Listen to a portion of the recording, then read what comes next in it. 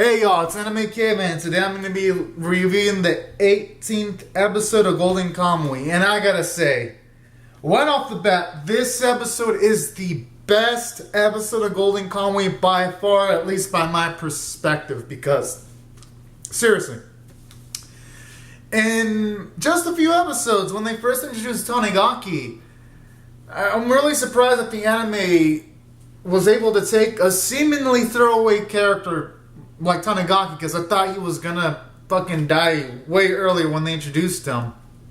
And then, as how they've been showing him more and more, like in the sequences where he helps Asirpa's grandmother out, and then in some of the later episodes when you see some of his slight humorous personality, and then in the current episode, when you finally get to see his backstory, you just gotta give credit to the writing staff, because, man, he's become, I'd say, like, my third favorite character in this show, only behind the fucking MVP Swagmoto, and then only behind Asirpa, who would be second, and Sugimoto would be first.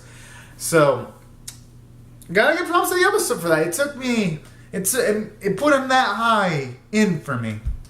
And then aside from that, this episode did a lot of things correctly.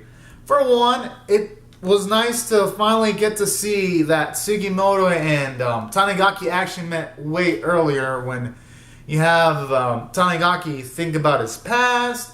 Then it was nice to see how it even mentioned why he went into the military, because he believed that his sister was maliciously killed by Kenichi because her heart was stabbed, and then the house was on fire.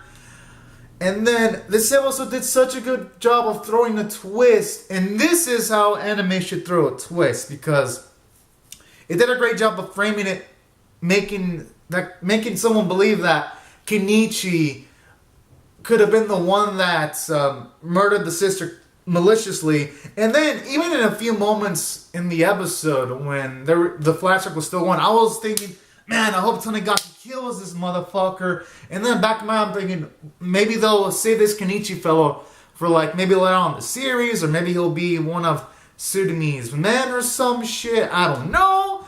I was just fucking excited and to maybe see some epic confrontation. That's what I was expecting. But then when the anime is like, hell no, you're gonna get something better than that. And I was thinking, oh, alright.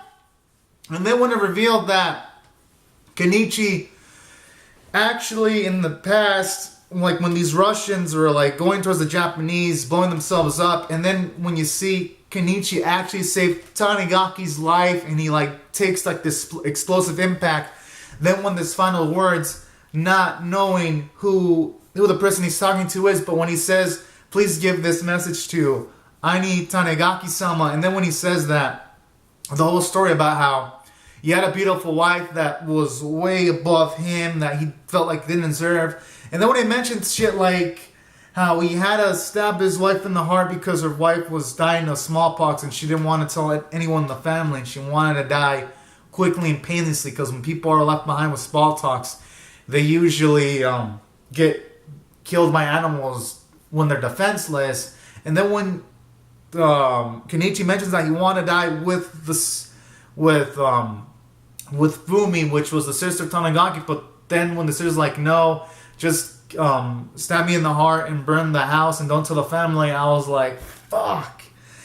That right there was a nice twist, because I went from wishing this character died to like making me fucking tear up. You can even see in the live reaction if you don't believe me. And it made me tear up thinking, fuck, man, I regret saying all that fucking, talking all that smack, and it makes me wish that he would have had a nicer end than that. And then when he couldn't see or hear, and the only thing he can do is talk, and then when Tanigaki gave him like this kon mochi with like the walnut, and then when he realized through the sense of taste that it was actually Tanigaki that was there, which is Sumi's brother, and he just dies. And man, that scene right there really got to me. Fuck. And just that scene right there, and that was just a perfect lead into Asiripa's group meeting up with Tanagaki's group, and that was just a great way to end off the episode. Like, just summing it all up, this episode did everything perfectly, except for the animation standpoint, but I'm not going to bitch about it this time because, fuck, everything else is so well done. Like, the art was well done, like with these birds or these creatures, and then demonstrating like the smallpox that that Tanagaki's sister had, and it looked super painful. So the animators did a good job on that. And then the CG fire. In a few close-up scenes, the CG looked bad, but from far away, it looked really good. So the art team was on point. All the actors gave a phenomenal performances.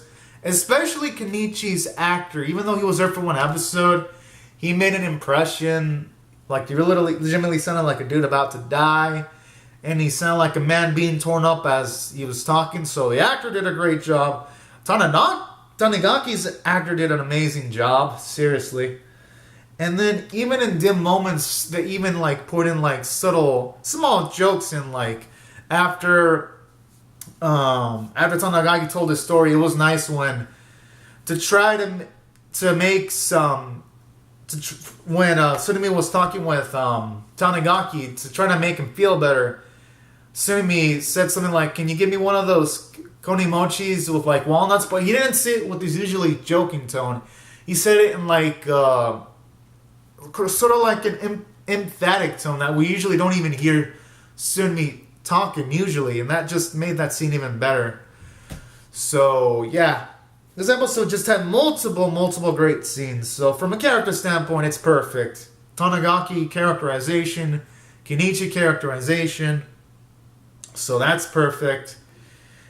You get a lot of plot progression because finally their groups actually joined together. I see Puz and Tanagaki. So that was great. And I'd say overall I'm going to give this episode a 10 out of 10. It made me feel the feels, but also objectively speaking, despite the animation issues, everything else was just so well fucking done.